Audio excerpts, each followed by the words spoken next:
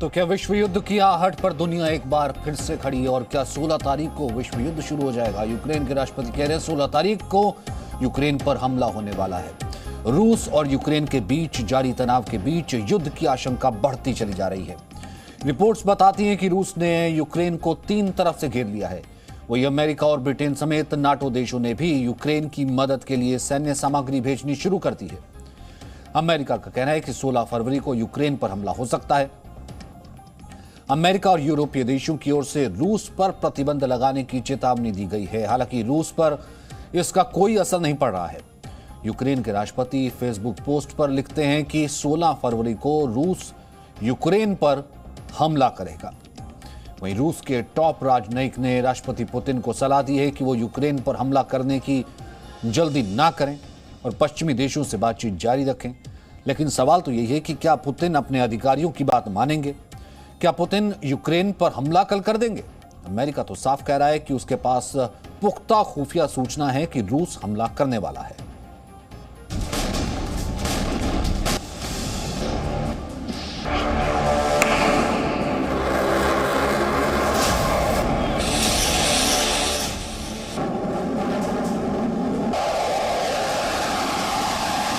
सोलह फरवरी 2022 इस दिन का पूरी दुनिया को इंतजार है। 16 फरवरी की भविष्यवाणी अगर सच हुई तो वो यूरोप ही नहीं, दुनिया के इतिहास का सबसे काला दिन साबित हो सकता है। क्या 16 फरवरी को यूक्रेन पर हमला होगा?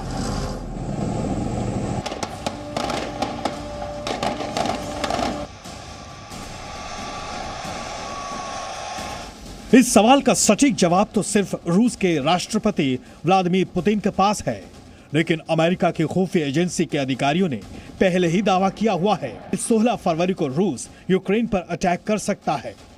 अमेरिका की तरफ से फिर सबसे ज्यादा बयान सामने आए हैं। अमेरिका के रक्षा विभाग पेंटागन के प्रवक्ता जॉन किर्बी ने एक बार फिर हमले की आशंका को दोहराया है। हालांकि अमेरिका ने हमले की कोई खास तारीख बताने से इनकार कर दिया है। No, I'm not in a position to confirm those reports, Sandra. I think you can understand we want to be careful about publicly talking about intelligence and sources and methods and that kind of thing. What I can tell you, and I point back to what Jake said on Friday, he's absolutely right. We believe that a major military action could happen any day now. And again, these assessments are coming from a variety of sources, and not exclusively just inside intelligence, but also what we're seeing in plain sight. These more than 100,000 troops now continue to be arrayed against Ukraine's border. America हमले की तारीख को ना बता रहा है और ना इनकार कर रहा है। अमेरिका के पास क्या खुफिया सूचना है ये पेंटागन के प्रवक्ता ने नहीं बताया, लेकिन अमेरिकी खुफिया एजेंसियों के पास रूस के संभावित हमले के पीछे पुख्ता दलीलें हैं। अमेरिका की इंटेलिजेंस एजेंसियों का दावा है कि रूस ने यूक्रेन की घेराबंदी के लिए मिसाइल, एयरफोर्स, नेवी और स्पेशल फोर्सेस को तैनात किया है। इसके अलावा रूस ने काला सागर में 6 जंगी जहाजों को भी उतार दिया है।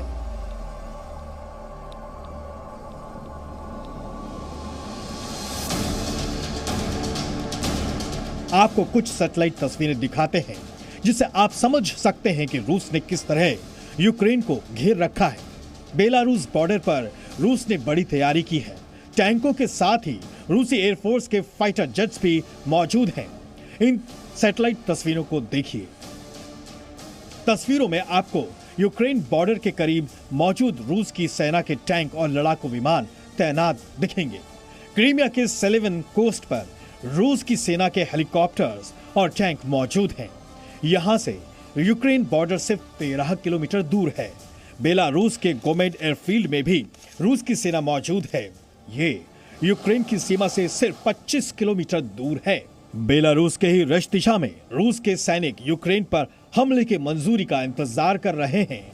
यहां से यूक्रेन 45 किलोमीटर दूर है। रूस ने अपनी पश्चिमी सरहद पर भी करीब 70,000 सैनिक तैनात किए हैं। यहां से यूक्रेन 110 किलोमीटर दूर है। यूक्रेन से लगी वेस्टर्न बॉर्डर पर रूस की सेना ने 550 से ज्यादा टेंट भी लगाए हैं। अमेरिका का कहना है कि रूस अब सिर्फ बहाना तलाश कर रहा है ताकि युद्ध की चिंगारी सुलगाई जा सके। I think Jake talked about this. I mean, it really was a combination of factors. One, what we're seeing in plain sight, the continued accumulation of Russian military capabilities along that border with Ukraine and in Belarus. He continues to add force capability, up well over 100,000 right now, and actually over the last few days even more. And number two, I think a mosaic of the intelligence that we're seeing. Not speaking to it specifically, but you know, we have good sources of intelligence, and they're telling us that you know, that things are sort of building now to some sort of crescendo opportunity for Mr. Putin. रविवार को America के राष्ट्रपति Joe Biden ने राष्ट्रपति Putin को phone किया, 62 minute तक समझाया भी और चेतावनी भी दी, लेकिन बात नहीं बनी। अमेरिका ने रूस से कहा कि राजनयिक और कूटनीतिक रास्ता खुला है, लेकिन अमेरिका को लगता है कि रूस राजनयिक नहीं, जंग के रास्ते पर ही चलना चाहता है। रूस के प्रेसिडेंट पुतिन और अमेरिका के प्रेसिडेंट बाइडेन के बीच में बातचीत हुई, 1 घंटे से ज्यादा बातचीत चली और लग रहा था इस बातचीत का कोई सकारात्मक निर्णय आएगा, लेकिन सारी बातचीत करने के बाद भी बात जहां है वहीं रुकी ही लग रही है। मेरा मानना है कि जब तक अमेरिका और नाटो देश यूक्रेन को नाटो में शामिल करने की बात से मना करते हैं या यूक्रेन खुद कहता है कि वह नाटो में शामिल नहीं होगा, तब तक यह मामला सुलझेगा नहीं। अमेरिका को तो जंग रुकने की उम्मीद कम दिखाई दे रही है। अमेरिका लगातार दुनिया को आगाह कर रहा है कि रूस किसी भी दिन हमला कर सकता है।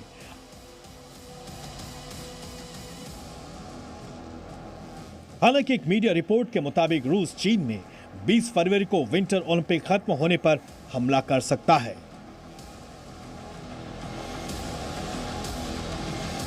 Bureau report, C media.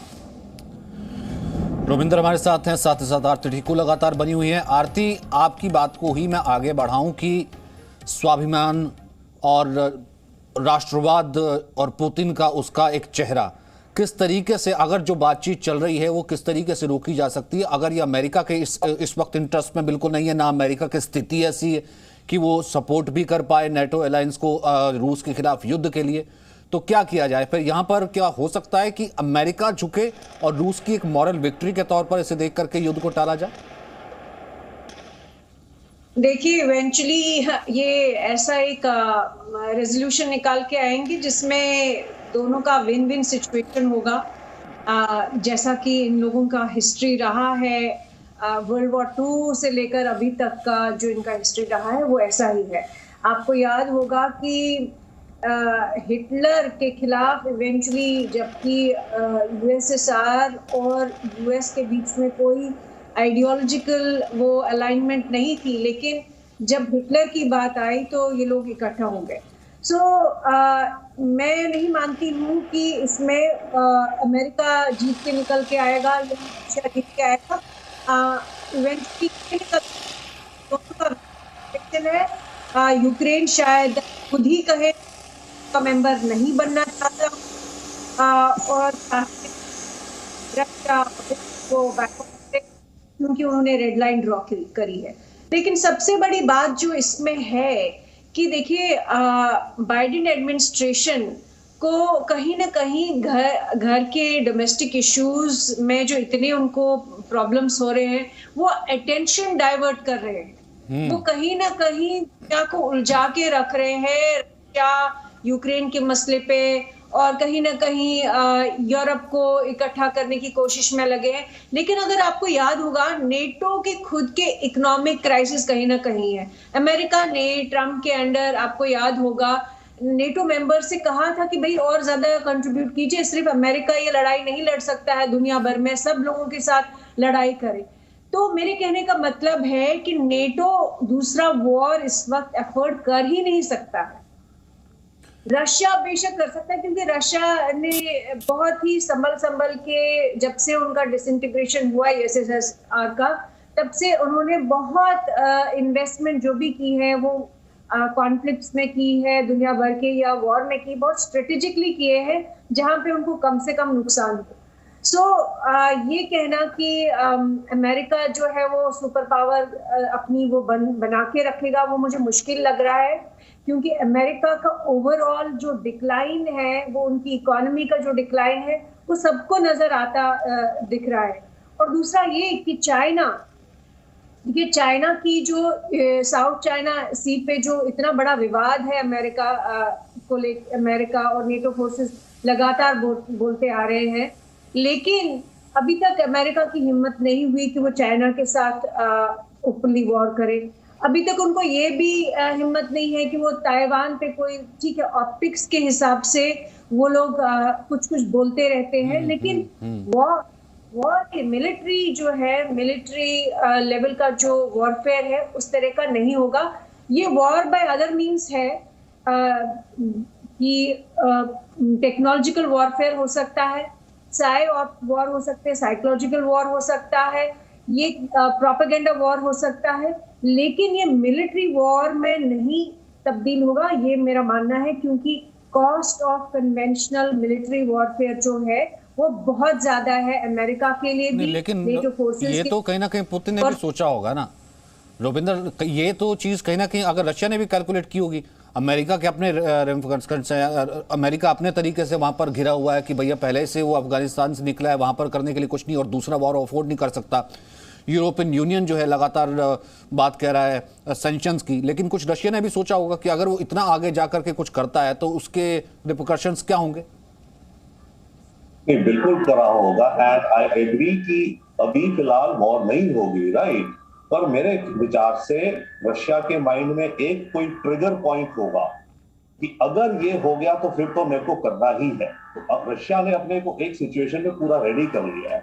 अब मानो कल को अगर लेट्स से अमेरिकन प्लेन्स आ जाते हैं, यूक्रेन में बेस हो जाते हैं, वो हो सकता है ओकेजन जब पुतिन कहे ओके अब तो मतलब I have to act, right.